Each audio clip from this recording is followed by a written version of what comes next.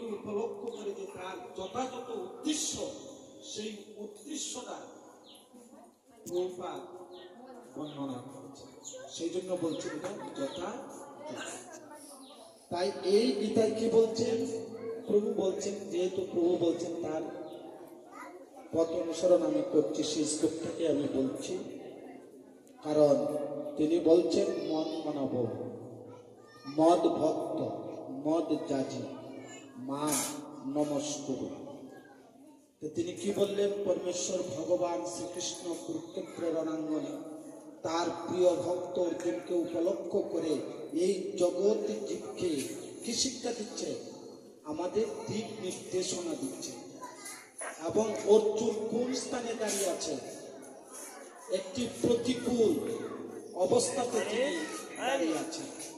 আর এই প্রতিকূলকে প্রতিহত করার জন্য তিনি জ্ঞান অগ্নি বর্ষণ করছেন অর্জুনকে, যাতে এই প্রতিকূলতাকে তিনি সেই পরাজয় করে পরমেশ্বর ভগবান শ্রীকৃষ্ণের আদেশকে যথাযথভাবে পালন করে যেন অবশেষে তার যেন পরম গতি লাভ হয়। তাই আমরা এই প্রতিকূলতার মধ্যে অর্জুন যে সংকটে রয়েছে, সেই সংকট থেকে আমরা আরো মহা সংকটে পড়ে আছি, কিন্তু আপনারা সেটা বুঝতে পারছেন না। কখনো বুঝেছেন, আবার কখনো মায়ার দ্বারা এটাকে ভুলে যাচ্ছে। অর্জুন যে সংকটে আছে, সেই সংকট থেকে আমরা মহা সংকটে রয়েছে। কেমন সংকট? নরোত্তম দাস ঠাকুর আমাদের সংকটটা কোথায় বলছেন? তিনি কি বলছেন? বিষয় বিপত্তি। বিষয় মানে কি? আনন্দ। বিষয় মানে সুখ নয়। যার যত বিষয় আছে তার তত বিপদ রয়েছে, ঠিক কিনা? বাস্তব কিনা? সেই জন্য নরোত্তম দাস ঠাকুর বলছেন বিষয় বিপত্তি। যার বিষয় আছে তার বিপদ আছে। যার বেশি অর্থ রয়েছে, যেমন এই দেশের প্রধানমন্ত্রী, ইচ্ছা করলে কি তিনি মুক্তভাবে আপনাদের মতন রাস্তায় বেরোতে পারবে? কিন্তু তিনি তো 18 কোটি লোকের প্রতিনিধি, জননিধি। তিনি 18 কোটি লোককে লালন পালন করছে, তারপরেও তার বিপদ। আমাকে লালন পালন করছে, আমি তাকে দংশন করার জন্য করছি, ঠিক কিনা?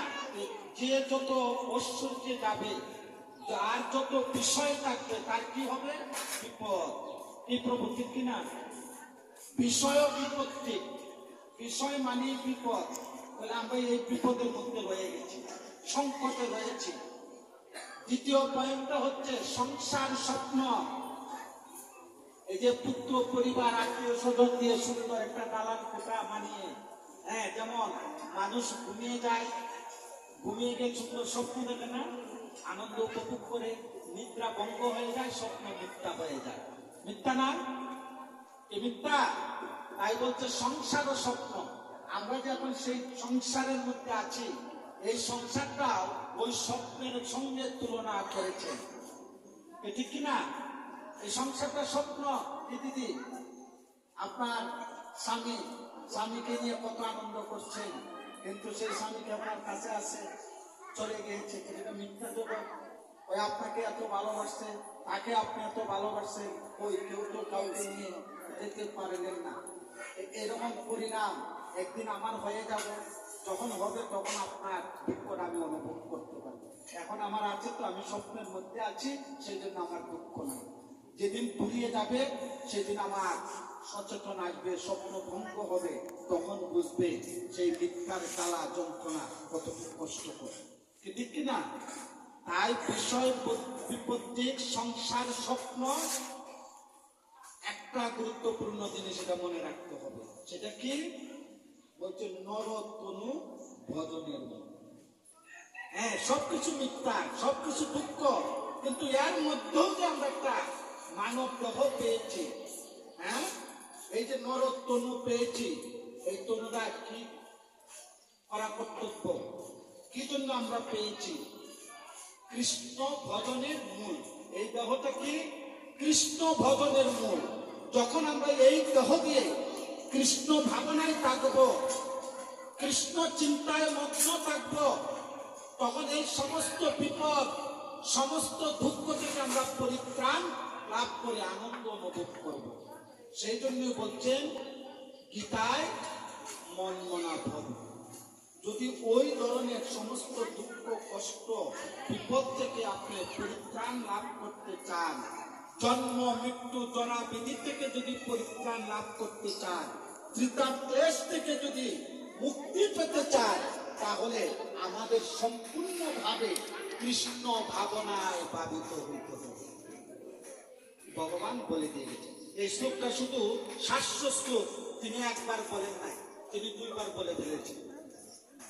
অষ্টাদশ অধ্যায়ও বলেছেন, নবম অধ্যায়ের লাস্ট শ্লোকটা একটা শ্লোককে তিনি দুইবার বলে ফেলেছেন। তাহলে কত গুরুত্বপূর্ণ, ঠিক কিনা? তাই বলছেন এই সমস্ত দুঃখ কষ্ট থেকে পরিত্রাণ যদি পেতে চাও, মন মনা ভাবো।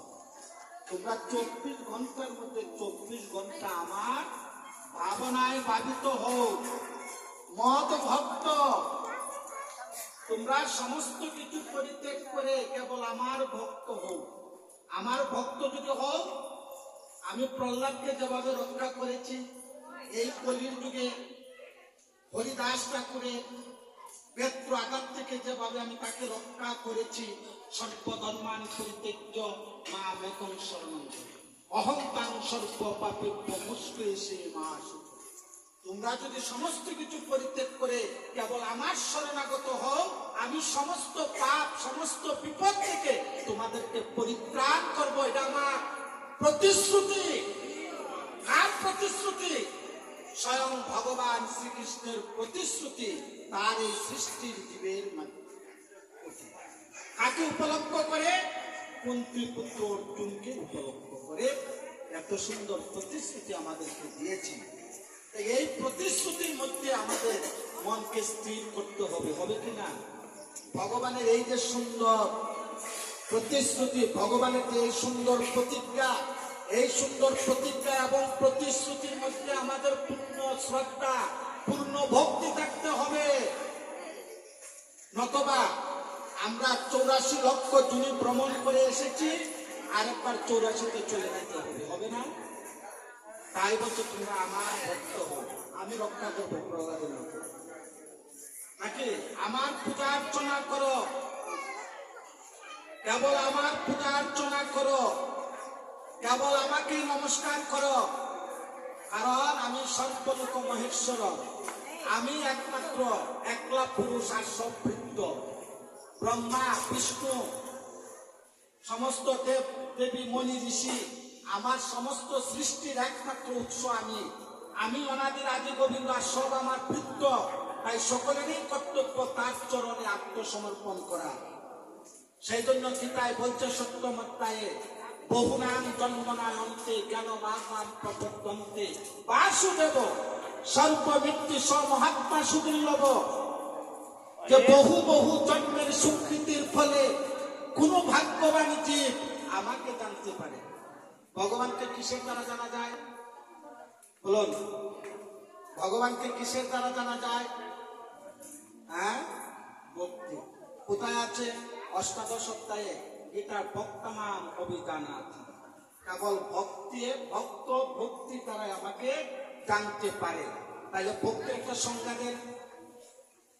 ভক্তি, ভক্তি কাকে বলে? ভক্তি কাকে বলে? তাই রূপ গোস্বামী ভক্তির সংজ্ঞা দিয়েছেন। এই ভক্তি সর্বাদি বিনির্মুক্ত, তৎপরেণ নির্মলম। ঠিক কিনা? সর্বাদি বিনির্মুক্ত, সর্বাদি বিনির্মুক্ত হইতে হবে। সর্বাদি মানে কি? সমস্ত হিংসা, সমস্ত বিদ্বেষ,